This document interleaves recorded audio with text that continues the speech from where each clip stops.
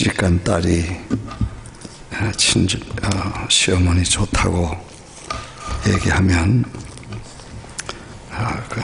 시집 잘 간 겁니다. 장가간 아들이 장모님 아주 좋으시다 그러면 그 집은 잘 되는 것 같습니다. 무슨 얘기인지 잘 이해가 안 되시는 모양이죠.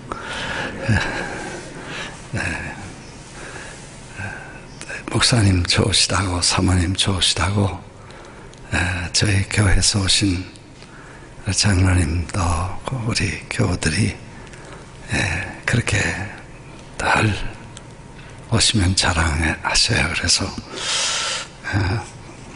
참 쉽지 않은데, 그리고 이제 저희 교회에서 평생 20년, 30년 이상 이렇게 신앙생활 하시던 분들이 어디 가서 이렇게 적용하기가 참 어렵습니다. 왜냐하면 목사 한 사람만 이렇게 늘 보고 있었기 때문에 그 외에 다른 목사님을 이렇게 어쩌스하기가 쉽지 않다고 그렇게 해서 교회 정착이 어려운데, 참 목사님과 사모님 아주 좋으시고 와서 뵈니까 이렇게 참 귀한 분들이시고, 또 우리 교우들이 행복하게 교회 생활하는 걸 보고 참 감사하면서 또 고맙게 생각을 합니다. 또 여러분들 많이 기도해 주셔서 감사하고, 또 선배 목사님들과 또 존경하는 많은 그 어른들을 뵙고 참 좋은 교제를 가졌습니다. 날씨도 아주 좋아서 반팔 또 반바지 입고 아주 며칠 동안 운동도 많이 하고, 보니까 골프를 2번 하고 테니스를 2번 하고, 그리고 아주 엔조이하고 이렇게 좋은 시간을 보냈습니다. 그래서 우리 장로님들이 여기 와서 보시고 좋으면 이쪽으로 오라 자꾸 그러시는데 시험에 들게 될 뻔했어요.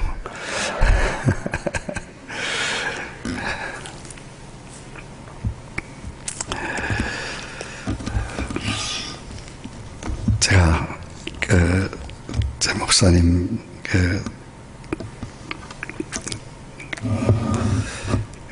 교회에 와서 며칠 또 하나님 말씀에 품을 팔았잖아요. 그러니까 품앗이라는 거 아시죠? 그러니까 품앗이라는 거는 이제 제가 미리 와서 말씀에 품을 팔았으니까 그 다음에 이제 제가 언제든지 오시라 그러면 목사님 오셔서 품을 또 갚아야 되는 거예요. 그렇죠? 그러니까 뉴욕에도 한번 오셔서 또 며칠 교제도 하고 또 좋은 시간을 보냈으면 좋겠습니다. 또 세계 3대 박물관 그러면 이제 프랑스에 있는 루브르 박물관, 그리고 영국에 있는 대영 박물관, 그리고 바티칸에 있는 바티칸 박물관, 그리고 이제 하나 더 치라면 뉴욕에 있는 또 박물관 이렇게 치겠습니다. 근데 그 중에 이제 어마어마한 소장품을 가지고 있는 제일 많이 아마 소장품을 가지고 있는 박물관은 대영 박물관이겠습니다. 1300만 개의 소장품을 가지고 있다고 합니다. 13 밀리언, 어마어마하죠. 1300만 개의 소장품을 가지고 있다니까 얼마나 어마어마한가요? 근데 그 중에 그 대형 박물관에 제일 1300만 개 중에서 제일 프라이어리티 1번 제일 중요하다고 여기는 소장품이 뭐냐고 물으면 대부분 서슴없이 로제타 스톤이라는 그 돌덩이 하나를 이렇게 소개합니다. 대부분 다 아시겠지만, 가보신 분은 아시지만 그 크기는 그저 한 1m 14cm 되고 넓이는 72cm, 그러니까 1m가 안 되죠. 1m가 조금 높고 두께는 30cm, 큰 두꺼운 돌입니다. 시커먼 돌인데, 그 돌이 왜 그렇게 그 돌이 1300만 개 소장품 중에서 제일 중요하게 자랑스럽게 여기는가? 그 참 이상하다. 그 돌덩이 하나인데 그렇게 중요하냐 하고 사람들은 궁금하게 생각합니다. 원래 그 돌은 1799년 7월 19일에 프랑스의 나폴레옹이 애굽을 치게 됩니다. 사실 원래 애굽이 목표는 아니었죠. 에집트와 인도를 공격하면 이제 영국을 그 보급로를 차단하고 리소스를 다 막으면 영국이 약해지고 프랑스가 영국을 점령할 수 있다고 생각했습니다. 직접 공격하기 어려우니까. 그래서 이제 저 애굽 그리고 인도로 공격 목표를 정하고 애굽 깊숙이 들어가서 프랑스 군대가 애굽에서 전쟁을 합니다. 아주 오래된 알렉산드리아라는 그 애굽의 도시가 있습니다. 해안 도시인데 거기서 57km 정도 되는 그런 곳에 항구 도시 로제타라는 도시가 있는데, 거기서 프랑스 군인들이 참호를 파다가 이상한 돌을 하나 발견합니다. 그래서 그 돌이 뭔가 이렇게 보니까 글씨가 쓰여졌고 그렇게 됐어요. 그래서 무슨 글씨인지 알아볼 수 없으니까 전쟁통에 그 돌을 프랑스로 가져갈 수는 없고, 그래서 그걸 탁본이라고 그러지, 이렇게 종이를 대서 이렇게 다 해가지고 찍어서 그 탁본을 프랑스로 보내고 그 돌은 거기 놔뒀습니다. 근데 그 넬슨 제독이 그 트라팔가르라고 하는 해전을 할 때 이 프랑스 나폴레옹 군대를 끝까지 쫓아가서 결국 나폴레옹을 꺾지요. 그리고 그 애굽에서도 그 프랑스 군대를 물리치고 영국 군들이 그 애굽을 다시 지키고 그 전쟁통에 발견한 그 돌을 영국으로 가져오게 됩니다. 그래서 영국에서 이제 그걸 대형 박물관에 넣게 되는데, 그 돌에는 글씨가 쓰여져 있는데 위에는 에집트의 상용 문자, 그리고 중간에는 에집트의 일상 흘림체 글, 그리고 밑에는 54개의 그릭, 우리말로 하면 헬라어로 된 글씨가 54줄이 쓰여집니다. 그래서 3가지 언어가 이렇게 쭉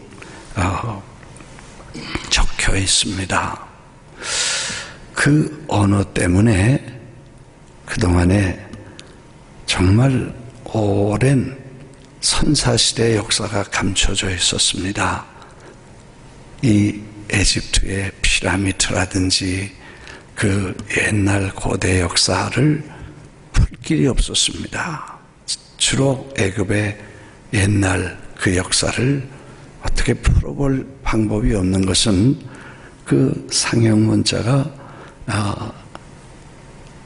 누구도 그걸 풀 방법이 없어서 오랜 역사에 수수께끼로 남아 있었습니다. 도대체 이 어마어마한 정말 세계 불가사의한 이런 거대한 피라미드를 누가 왜 이걸 만들었는지를 이걸 이해할 수 없는 겁니다. 글자는 있는데 이게 도대체 누구의 무덤인지, 왜 이걸 지었는지를 아무도 그때까지 이해할 수 없는 그런 죽은 문자로 남아 있었습니다.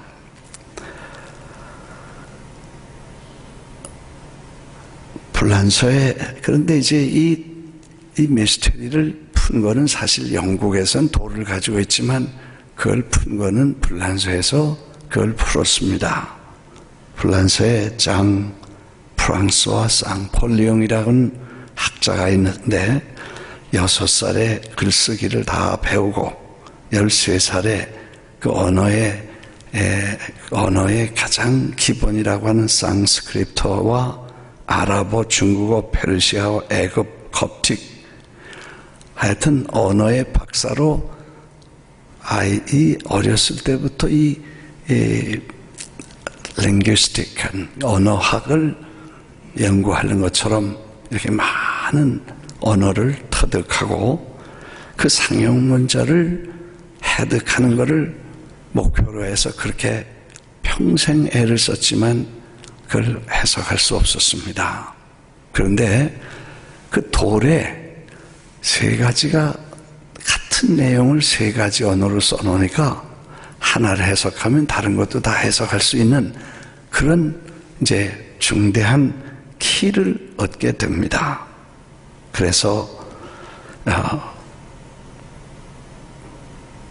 이 학자는 결국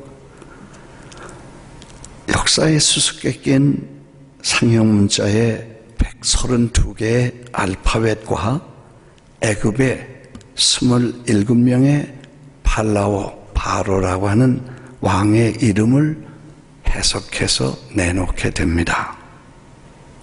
이게 이제 근대사에서 고대 역사를 이해할 수 있는 키 열쇠가 됐기 때문에 그 돌 하나가 그렇게 중요한 역할을 했다.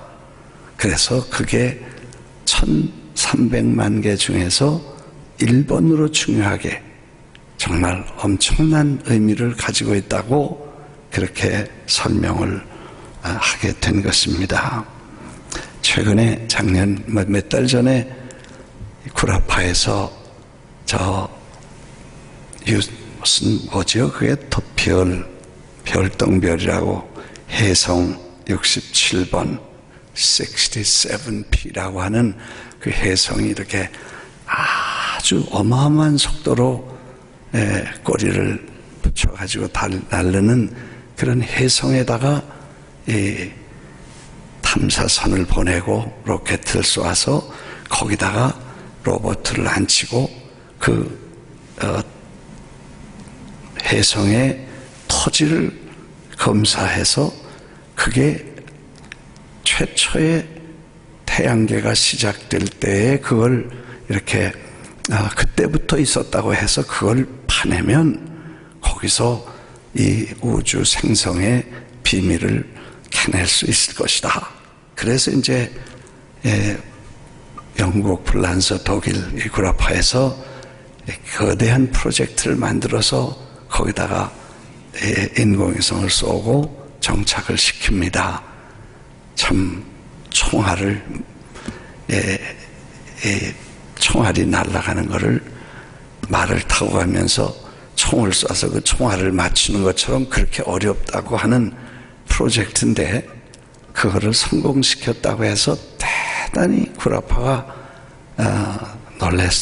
세계를 놀라게 했는데 그 그 프로젝트 이름을 로제타라고 프로젝트를 지었다고 여러분들 다 신문에 보시고 방송에도 보셨습니다만 그 로제타라는 이름을 왜 붙였냐면 그 별에서 뭘 하나 캐내서 우주의 비밀을, 창조의 비밀을 좀 캤으면 좋겠다.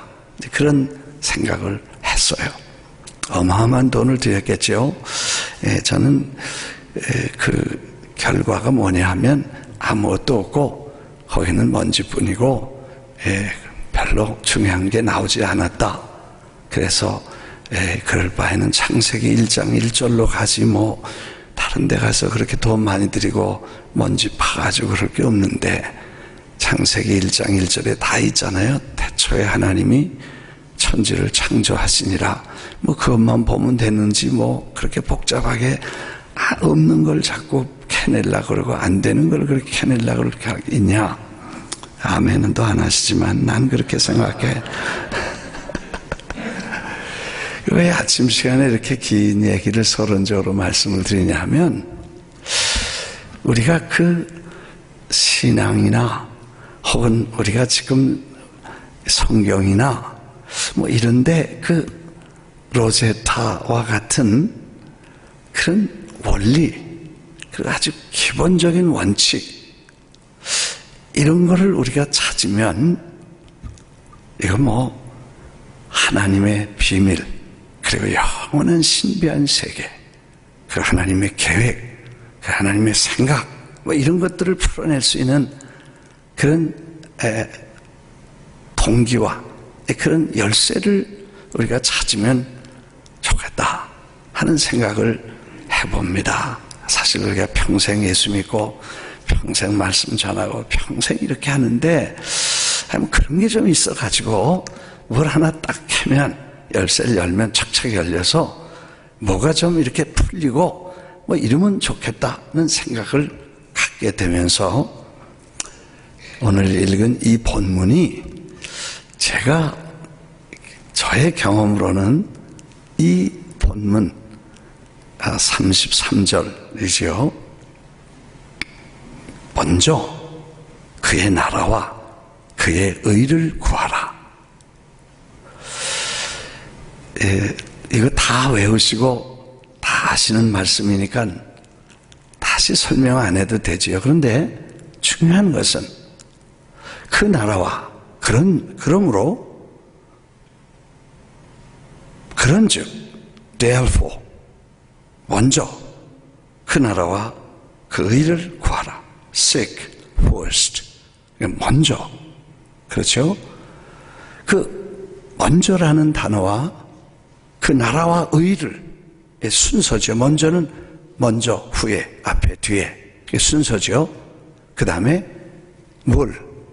그의 나라와 의 이 두 가지를 우리가 순서와 목표 그래서 순서와 목표를 먼저 정하고 그걸 열어가면 남은 것들은 열리고 해결된다. 이런 이제 결론에 도달합니다. 사실 어제 말씀드린 것처럼 예수님은 한 번도 입을 열어서 땅에서 잘 된다. 나 잘 믿으면 축복받고 기도 많이 하면 너 성공하고 나를 잘 믿으면 네가 부자 된다. 이런 말씀을 한 번도 입 밖에 낸 적이 없어요. 왜 아멘 안 하셔요? 네, 아멘. 그러죠? 다시 말씀드려요. 한 번도 입에 낸 적이 없으셔요. 네, 근데 그게 어디서 그렇게 나왔는지 사도 바울의 축도 속에 영혼이 잘 되고 범사가 잘 되고 건강 병 고치고 건강할 거다. 그 한 구절이 있습니다. 그거 우리가 일생 동안 거의 그거 가지고 다 기도하고 그거 가지고 매달리고 그거 가지고 미안합니다. 울고 먹고 그랬어. 근데 그 예수님이 그런 말씀을 하셨을 수 있다면 그랬다면 예수님 말씀하셔야지. 그렇게 중요하다면 우리 일생 동안 그렇게 잘 먹고 잘 살고 성공하고 부자 되고 영혼이 잘 되고 그게 그렇게 중요하고 세상에서 범사가 잘 되고 건강한 게 그렇게 중요하다면 예수님의 입으로 말씀을 하셔야 되는데 예수님은 한 번도 말씀을 안 하셨어요. 참 제가 야속하더라고. 집세도 내야지요. 애들 교육도 해야지요. 또 자동차도 굴려야지요. 보험도 들어야지요. 가게도 해야지요. 뭐 어떻게 먹고 살아야 되는 이 특히 자본주의 사회와 살면서 이런 걸 다 해야 되고 그리고 다 업도 있고 뭐 옷도 좀 유행 따라 바꿔 입어야 되고 신발도 떨어지면 다시 사야 되고 그런데 왜 돈 얘기를 그렇게 한 번도 안 하시고 왜 그렇게 물질에 대한 얘기를 안 하셨을까? 이게 이제 제가 좀 불만스러운 거였어요. 어떻게 그 말씀을 그렇게 아무리 하늘에서 내려오시고 아무리 하나님의 아들이시고 아무리 예수님이시지만 우리 사는 것도 좀 생각해 주셔야지 어떻게 이런 거를 이렇게 안 하셨을까? 이게 내가 고민이었어. 그리고 내가 설교를 예수님 말씀 안 하신 걸 내가 설교할 수가 없잖아요. 사람들은 좋아해요. 축복 받으세요 그러면 아멘, 헌금하세요 그러면 음해. 그러니까 이거 얼마나 힘들지 몰라. 게다가 인기 없는, 그게 인기 최고의 설교이기 때문에 그 얘기를 해야 은혜 받았다 그러지, 딴 얘기하면요 아주 싫어해요. 그래서 나도 설교자로 늘 고민을 하다가 어느 날 좀 성경을 주님이 왜 그 말씀을 안 하셨고 왜 그 말씀을 안 하셨는지를 자꾸 생각하다 찾았어.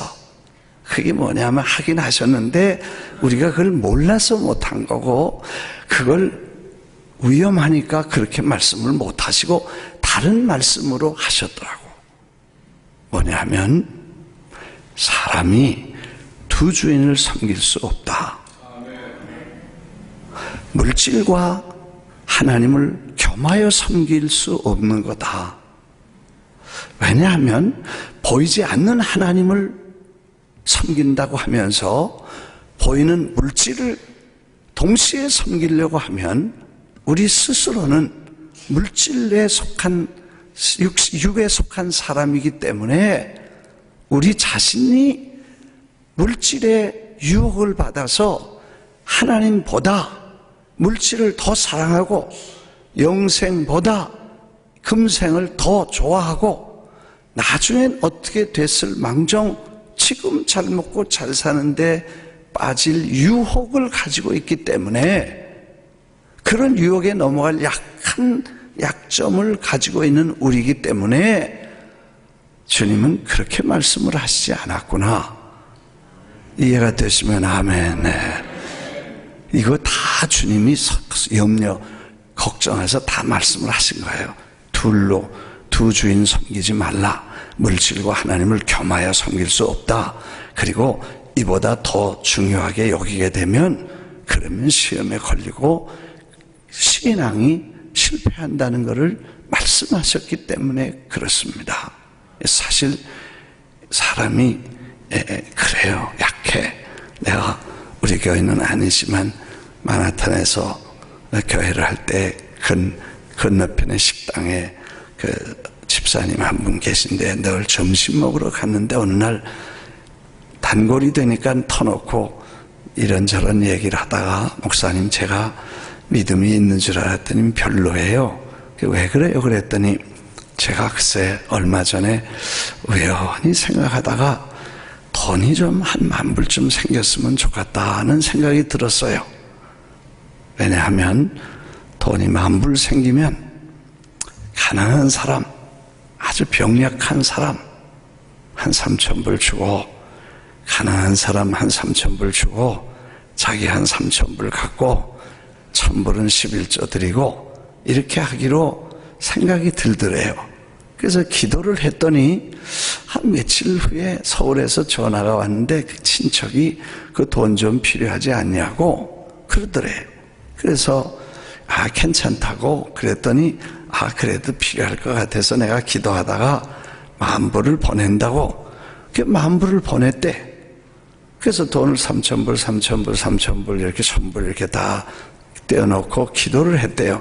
하나님, 누가 제일 병약하고 몸이 약한지 그 사람 이거 약값 쓰도록 이걸 줘야 될 텐데 누군지 좀 알려주세요. 그랬더니 기도하다 보니까 생각이 드는데 나보다 더 약한 사람이 있을까 그런 생각이 들더래요. 그래서 자기가 가졌대. 그리고 3,000불 놓고 하나님 누가 제일 어렵고 돈이 궁핍하겠습니까? 그랬더니 너보다 더 가난한 사람이 어딨냐고 응답이 왔대. 자기로 자기 말로. 그래서 3,000불 쓰고 나머지 3,000불은 자기 거니까 기도도 안 하고 쓰고, 그렇게 하다 보니까 11절 먼저 드리고 그 다음에 이걸 다 나눠야 될 텐데, 이거 먼저 하다 보니까 어떻게 하다 11조도 못 드리고 그 3,000불 10,000불 자기가 몽땅 다 쓰게 됐다는 거예요. 그런 얘기를 하면서 제가 기도하고 얻었는데 이렇게 결과가 와서 참 부끄럽습니다. 재밌게 얘기를 하면서 자기 얘기를 하더라고.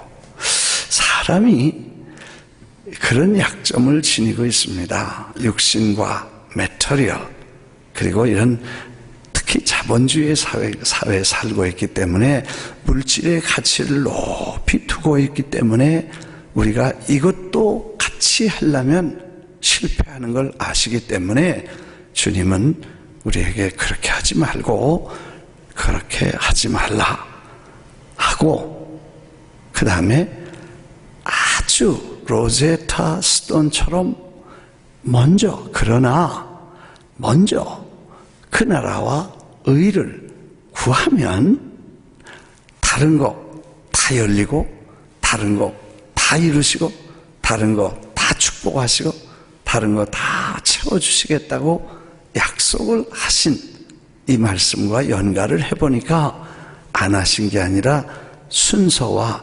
원칙을 지키라는 말씀을 주셨고, 이걸 다 욕심을 피우고 내 거라는 걸 내려놓고 그 다음에 주님의 나라와 의만 생각하게 되면 이게 해결이 되는 문제구나, 이렇게 생각을 하게 된 거예요. 이해가 되시면 아멘. 네. 그래서 제가 어느 날 하나님이 제일 시급히 여기시는 게 그럼 뭘까? 하나님의 의, 나라, 왕국, 하나님의 마음에 제일 시급하고 제일 괴로워하고 제일 안타까워하시고 제일 주님이 그렇게 슬퍼하시는 주님의 눈물이 어디 있을까? 이걸 생각을 해보니까 건물에 있는 것도 아니고 교회에 있는 것도 아니고, 뭐 교회도 사랑하시죠, 성도들을 사랑하시죠. 그러나 주님이 그보다 더 가슴 아파하고 괴로워하시는 주님의 프라이어리티가 어디 있는지를 찾기 시작을 했어요. 그러니까 집에 불이 나면, 밤에 불이 나면요, 제일 먼저 결혼 반지, 보석, 캐시, 금고 억지로 열어가지고 캐시를 끌고 나온 그런 사람은 아마 없을 거예요. 애가 없으면 그렇게 하겠지요. 그러나 아이가 있으면 아이를 먼저 구하죠. 보석은 사면 되고 돈은 다시 벌면 되지만 아이는 생명이기 때문에, 사랑하는 소중한 생명이기 때문에 아이를 먼저 건집니다. 이게 사람도 그렇게 하는데 하나님은 전 세계가 지금 쓰나미처럼 거대한 불길이 이슬람, 공산주의, 사회주의, 물질주의, 그리고 이 쾌락, 향락주의, 이 거대한 불길이 붙어서 세상이 멸망해 가고 있는 이런 시대에 하나님은 제일 먼저 누구를 어떻게 하기를 원하실까 하고 생각을 해보니까 아이들을 하나님의 최대의 관심이 있으시구나, 그걸 알게 됐어요. 사실 우리 교회도 어려움이 많았어요. 교회는 좀 덩치가 있지만 건물도 해결이 안 되고, 그 다음에 많은 문제들, 복잡한 일들이 많았어요. 재정적으로도 문제가 있고 그런 어려움들이 있었는데, 어느 날 이 원칙과 원리를 깨달은 다음에 제가 하나님 앞에 소원을 했어요. 하나님, 이제 내 목회와 교회와 신학과 선교학 다 바꿔서 하나님이 제일 관심 두시고 아파하고 울고 계시고 괴로워하시고 시급하게 여기시는 이 일을 위해서 저의 목회와 이 교회와 이 건물과 저의 생애를 거기다 바치겠습니다. 이렇게 이제 하나님 앞에 서약을 하게 되죠. 하여튼 짧은 시간에 어떻게 그 몇십 년 역사를 다 말씀을 드리겠어요. 하여튼 그렇게 하나님 앞에 기도하고 다 뒤집어 엎어서 영혼이 잘 되는 것도 범사에 잘 되는 것도 강건한 것도 다 뒤로 놔두고 하나님의 관심에 나의 관심을 두고 그분의 우선순위에 우리의 우선순위를 맞추고 그분의 마음에, 왜? 그분이 아버지시니까 그 아버지의 마음을, 아버지가 원하시는 것을 자식이 일정한 시간이 돼서 철이 들면 아버지 뭘 원하신지 지가 알아서 해드려야 되는 거고, 아버지가 뭘 가슴 아파하시는지를 이해하게, 이게 자식이 하는 일이고. 네, 아멘 하십시다. 그래서 이제 그거를 찾아서 그거를 해드릴 마음을 갖게 됐어요.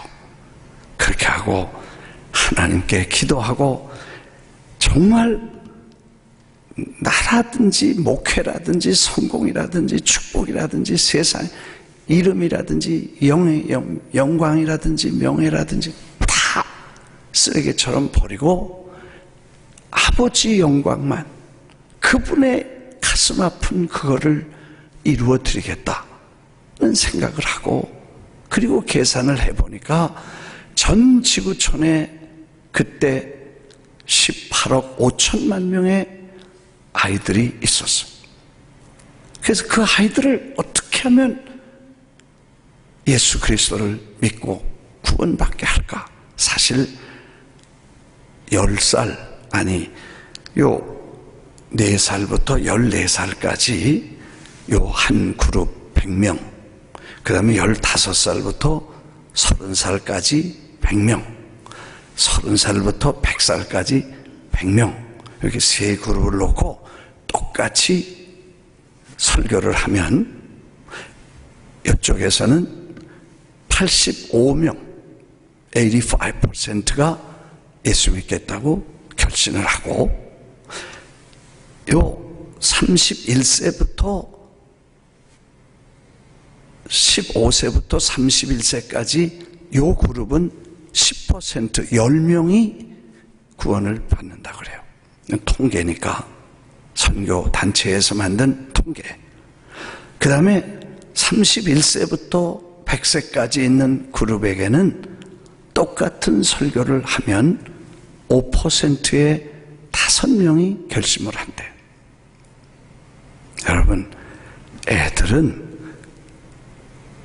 85%, 그 다음에 쉽고 단순하니까 돈도 적게 들고 결심이 빠르고, 그리고 앞으로 긴 세월 동안 예수님을 위해서 일할 퓨처가 있는 세대를 우리는 그냥 버려두고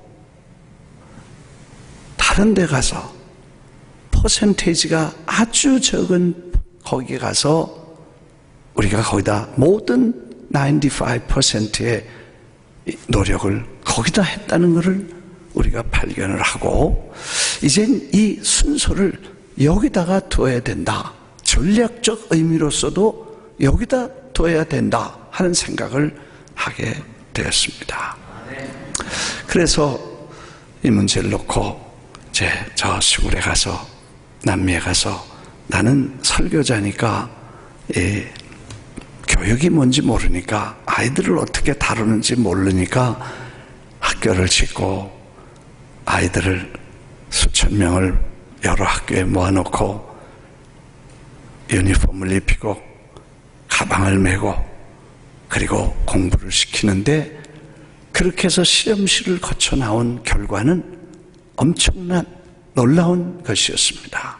그래서 우리는 이 운동을 세계적인 교회를 깨서 세계 지도자들과 기독교계의 지도자들을 깨워서 이제 버렸던, 사실 조사해 보니까 1900년부터 2000년까지 전 세계 선교 대회가 저 에딘버러에서부터 시작해서 로잔으로 해서 저 남미 아프리카의 조하네스버그로 해서 남미 상파울루로 해서 저 싱가포르로 해서 2000 비안드라고 하는 한국의 2000년의 선교 대회까지 굴지의 선교 대회를 다 연구해 보니까 놀랍게도 100년 동안 한 번도 아이들이 선교 전략적으로 중요하다든지 전술적 가치가 있는 의미로서 아이들, 그리고 아이들을 지금 전도하면 장래에 이렇게 세대가 변한다는 이런 주제나 아이들의 주제로 한 번도 100년 동안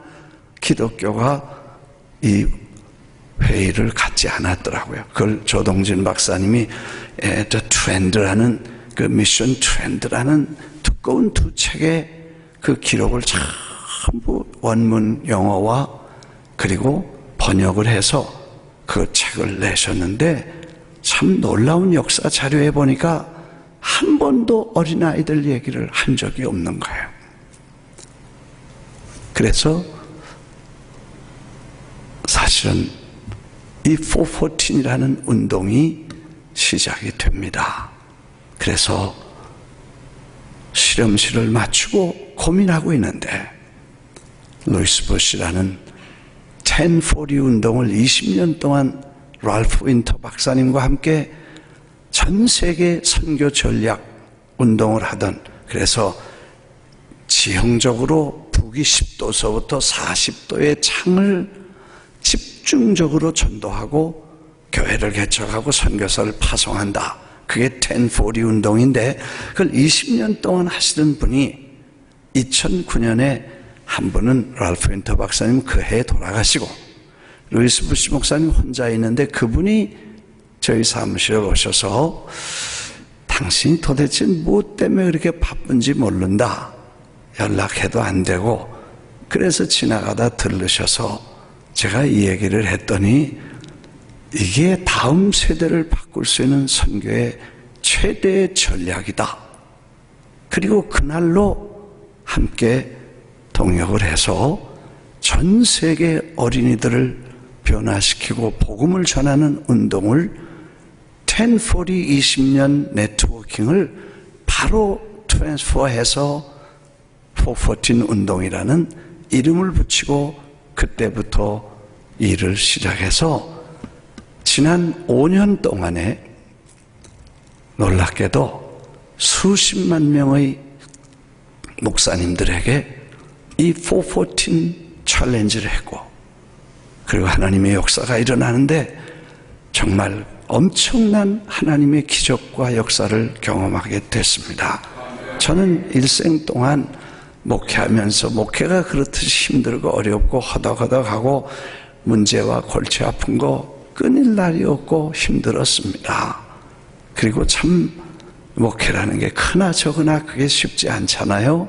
그래서 고생하면서 정말 허덕허덕하던 목회인데 어느 날 하나님 앞에 이 문제를 서약하고 그 하나님의 관심과 우선순위와 슬픔을 위해서 내가 나의 미약한 힘이라도 드리겠다고 하니까 하나님은 놀라운 기적과 역사를 일으켜 주십니다. 여러분 놀라지 마십시오.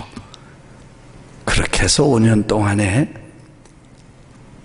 수십만 명의 목사님들에게 챌린지를 하고, 그 다음에 저희 교회에서 3번 국제대회를 했습니다. 그리고 싱가포르와 태국에서 5번 이 대회를 했습니다. 전 세계에서 3,500명의 리더들이 모여서 아프리카, 남미, 전 세계 지도자들이 모여서 5번의 컨퍼런스를 했습니다. 그리고 그 전 세계로 퍼져나간 이 운동은 처처에서 교단마다 어린이가 중요하다는 이슈를 다 바꿔갑니다. 지금 아마 거의 70% 이상의 150개국에서 지난번 10월 달에도 91개국에서 1200명이 일주일 동안 여비를 다 자기들이 드리고 일주일 동안 저희 교회에 와서 어린이 사역을 왜 해야 되는가 해서 그럼 구체적으로 어떻게 하면 아이들을 주님께로 인도하는 디테일한 얘기를 일주일 동안 컨퍼런스를 가졌습니다. 그뿐 아니라 놀랍게도 하나님은 그냥 지도자들에게 강의만 하고 챌린지만 하는 게 아니라 직접 가서 아이들의 소중함을 보여주기를 원하셨습니다. 그래서 어느 날 하나님께서 남미에 가서 아이들을 좀 모아라. 그래서 어떻게 모을까요? 그랬더니 남미는 축구에 정신없는 나라니까 한국에 축구 선수 그 이영무 하나님 할렐루야 하던 그 친구 있으니까 데려다가 축구 한번 한다고 그러고 모아봐라. 하여튼 롱 스토리 5분만 더 하고 제가 그냥 하나만 뭐 수십 개가 행사가 다 있지만 하나만 그냥 금년에 보고 한 내용 하나만 좀 보여드리고 마치겠습니다. 이제 혹시 직장 가실 분 좀 일어나시고 이제 마지막 날이니까 오늘 좀 한 5분 10분 더 허락해 주시고 또 설교가 너무 길어서 다음에 초청을 안 해주시면 할 수 없는 거지 뭐. 그래서 하여튼 남미로 가라는 거예요. 제가 뮤지컬 His Life라는 것을 잠실체육관에 2004년에 300명의 미국 사람을 데려가서 예수님의 일생 뮤지컬을 하기로 갔잖아요. 운동장이라는 거 7만 명 모이는 운동장인데 반을 잘라서 무대를 만들고 아마 기네스북에 올랐을 거예요. 그 정도 되면 세계 최대의 무대를 만들어서 예수님의 생애를 공연한다고 그래가지고 4만 명을 모으는데 2시간 동안 8차선처럼 넓은 길로 2시간 동안 사람들이 몰려와도 안 찼습니다. 4만 명이라는 거 5만 명이라는 거 어마어마한 숫자예요. 하도 급하니까 내가 김상원 목사님한테 전화해서 나 급하니까 사람 좀 보내주세요 그랬더니 하루 저녁에 10,000명을 보내고 성가대 3,000명 보내서 그래서 예수님 부활하시고 승천하실 때 3,000명 코러스가 할렐루야를 부르는데 참 장관 내 일생일대 잊을 수 없는 그런 경험이었지만 사람 모으는 거는 일생일대 트라우마였어요. 그래서 남미에 가서 축구를 하는데 옛날에는 동네 축구였는데 이제는 벌써 프로팀이 되니까 이제는 FIFA에서 관리를 하고 그 다음에 국제 게임이 되는 거예요. 그래서 아무 데서나 운동을 못하도록 돼 있어. 그래서 큰 운동장을 빌려야 되니까 그 운동장을 채운다는 건 끔찍한 일이에요. 그래서 하나님한테 하나님 제가 이건 자신이 없습니다. 제가 웬만하면 내가 나서겠는데 이거 제가 자신 없습니다. 저거 전에 경험했는데 죽을 고생한 거 아시지 않습니까? 이제 석 달밖에 안 남았는데 그 운동장 몇 개에 몇만 명, 몇십만 명을 어떻게 채웁니까? 나는 못합니다. 그랬더니 하나님께서 야, 내가 너 보고 너를 믿고 널 시키겠냐? 내가 할 테니까 넌 구경만 하라. 구경도 못하겠냐? 그래서 예, 그럼 구경하겠습니다. 사실 구경한다는 말도 쉽지 않아요. 왜? 내가 선포하고 한다고 그래야 그 다음에 일이 되고 구경이 되는데 그 선포하는 게 했다가 안 되면 미친놈 되거나 큰 사고 터지는 거 아니에요? 국제대회를 해놓고 사람이 안 모이거나 뭐 문제가 생기면요, 얼마나 심각한 문제예요. 그래서 하나님 앞 약속했습니다. 하나님, 제가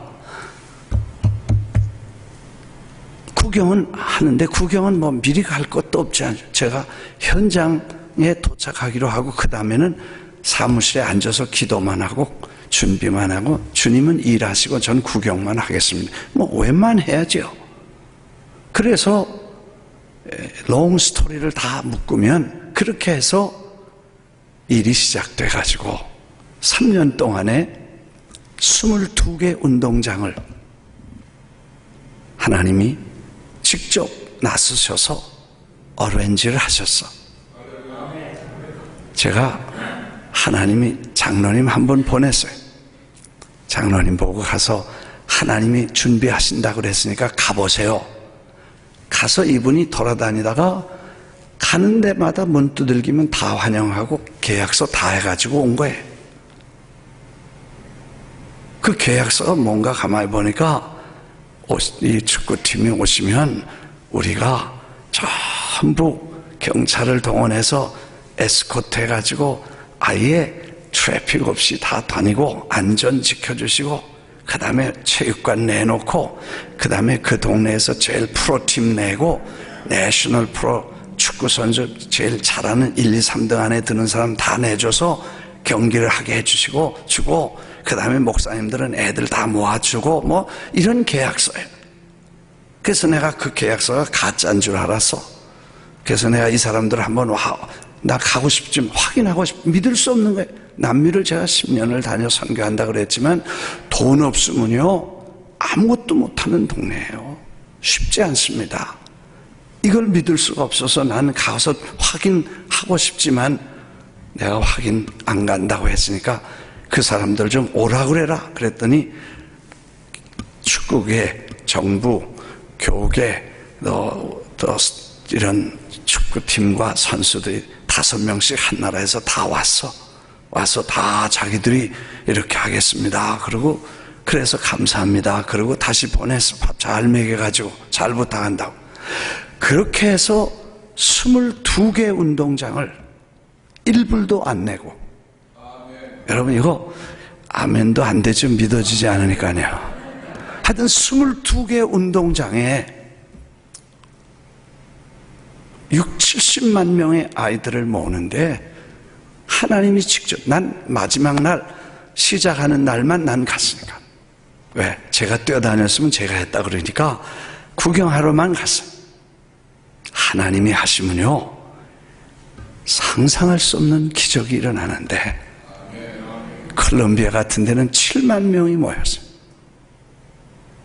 그 국가, 그 나라의 최고의 팀과 이 팀이 붙어가지고 그 다음엔 7만 명이 4시간 동안을 뛰는데 2시간은 복음 전하고 2시간은 FIFA에서 나와서 애국가 부르고 그 나라 국기하고 그 다음에 시간 딱 되니까 올림픽 혹은 월드컵 하는 것처럼 FIFA에서 감독들이 다 나와서 축구를 심판이 나와서 하면서 대사님 나와 인사하고 전부 나와서 인사하고 콜롬비아가요 5,000명을 한국전쟁의 남미에선 유일하게 참전국이에요. 그래서 참전용사 가족 부르고 그 다음에 참전하신 여러분들을 감사하다고 우리 팀들이 수십 명이 그 수만 명에게 우리 한국 사람들을 대표해서 고맙다고 인사한다고 절까지 한번 하고 하여튼 축제의 도가니가 돼서 수만 명의 아이들이 예수 믿겠다고 나오고 그렇게 해서 22개의 운동장 경기를 마치고 특별히 지난 1월 몇 달 전에는 남미에 2014년 1월 달에는 베네수엘라 차베스 밑에서도 7 메이저 시리 7개 도시를 축구장을 내줬어요.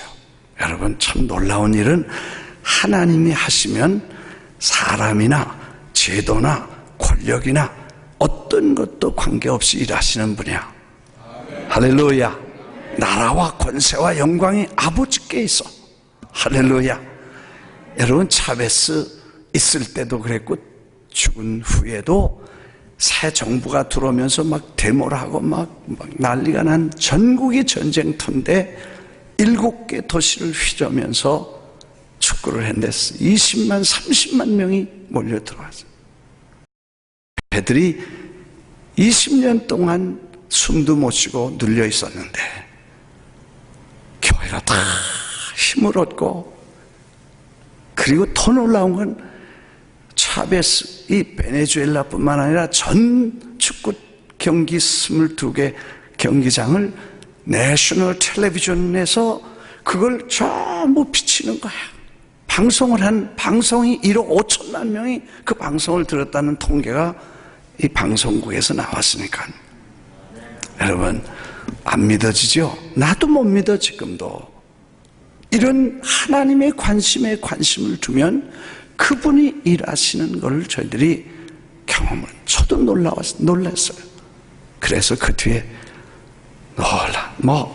이런 얘기를 하려면 한 달을 해도 다 못다 하겠습니다. 마지막 지난 7월 8월에는 예수님의 생애를 우리가 한 100명 150명 단원과 미국 사람 세계적인 그 프라미스라는 뮤지컬을 저희들이 영입을 했어요. 그래가지고 우리 교회 안에서 뮤지컬을 만들어서 그 팀들과 함께 전 세계를 저 아랍권, 그리고 이슬람권, 그리고 사회주의 이렇게 해서 저 탄자니아, 에티오피아, 저 말레이시아, 그리고 이렇게 다 계속 다니고 있습니다. 근데 중국에서 정부 교회에서 이 팀들을 초청한 거예요. 그래서 북경정부에서 도장을 받고, 그 다음에 주정부에서, 성정부에서 도장을 받고, 양회라는 게 있어요. 교회와 정치하는 사람들이 같이 모인 회가 있는데 거기서 합의를 해가지고 허가를 받아가지고 우리를 초청했어요. 상상해 보세요. 지금 교회 핍박이 대단한데 그 판에 교회 십자가 다 떼고 교회를 부르도자로 이렇게 막 밀어내는 그런 판에 그 동네 His Life라는 뮤지컬을 초청해가지고 중국 삼자교회에서 제일 큰 10,000명이 넘게 들어가는 큰 교회를 거기서 공연을 하게 했어요. 하여튼 2번 공연에 25,000명이 모였는데 1시간 전에 문 다 닫아 걸었어요. 너무 많이 사람이 오니까. 광고도 안 했는데 어디서 왔는지 애들 청소년들이 모였는데 대단했어요. 하여튼 그런 역사를, 그래서 사실은 하나님이 관심이 있으시고 관심을 두면 하나님은 놀라운 역사를 하신다. 제가 오늘 결론적인 메시지를, 여러분은 지금 첫날 말씀드린 것처럼 황금기입니다. 황혼기가 아니라 황금기. 이제 하나님께서 여러분을 10년 동안, 길게 100세 시대니까 20년 30년 yes, 그러나 10년만 여러분의 생애를 이 빠르고 돈 적게 들고 관심 두면 건질 수 있는 수십만 수백만의 아이들을 여러분이 눈을 열고 관심만 가지면 충분히 하고도 남을 줄 믿습니다. 여기 보니까 최고의 고급 인력, 미안합니다. 이렇게 구분을 해서 미안합니다만, 평생 복음을 위해 살고, 평생 주님을 위해 살고, 교회를 위해 사시고, 예수 믿고, 그리고 이제 다 일을 놓으시고, 이제는 이 황금기에, 이제는 하나님의 영원한 나라에 로제타와 같은 새로운 시대를 열고 세계 선교의 거대한 한 장을 여러분에게 열어가시기를 바라며, 돈이 필요한 것도 아닙니다. 하나님 돈 있으세요. 네. 아멘. 하나님이 돈 필요하죠. 5년 동안에 이민교회가요 쉽지 않습니다. 계산해 보니까 700만 불을 썼더라고. 다 뉴욕의 부자들 아니고 대부분 다 우리 교인들 가난합니다. 가서 손톱 발톱 다 뭐라 그래, 매니큐어 페디큐어 해서 그저 그렇게 해서 건건히 사는 사람들, 그렇게 사는 분들이 내가 왜 살아야 되며 왜 고생해야 되며 돈을 왜 벌어야 되며 돈을 왜 써야 되는지를 이해하고 난 다음에 그분들이 뭉쳐서 모아서 $7 million 이 414 사역을 세계 선교를 위해서 쓸 수 있었다면 아마 누구도 할 수 있을 것이고, 마음이 있으면, 가치를 인정하면, 비전이 있다면 나는 여러분에게 새로운 도전을 합니다. 10년 동안만 목사님과 함께 이 훌륭한 팀워크와 그리고 이 황금기, 골프도 좀 치시고요, 좀 엔조이도 하시고 이 수고 많이 하셨으니까. 그러나 그래도 중요한 삶의 목표는 10년간 적어도 10만 명의 아이들을 주님께로 인도하고 궁창의 별처럼 빛나는 영혼 구원을 위해서 내 남은 생에 살겠다는 결단을 하실 수 있다면 아마 여러분의 생애는 달라질 것입니다. 그냥 제 금년에 뭐 다 많지만 금년의 사역, 작년 한 해 사역만 저희 교회가 한 사역, 그래서 연말이 되면 올해 뭐 했냐 교인들에게 이렇게 보고하던 그저 5개 중요한 사역만, 작년의 사역 하나만 제가 그냥 거기 뭐 이것저것 다 뭘 하는지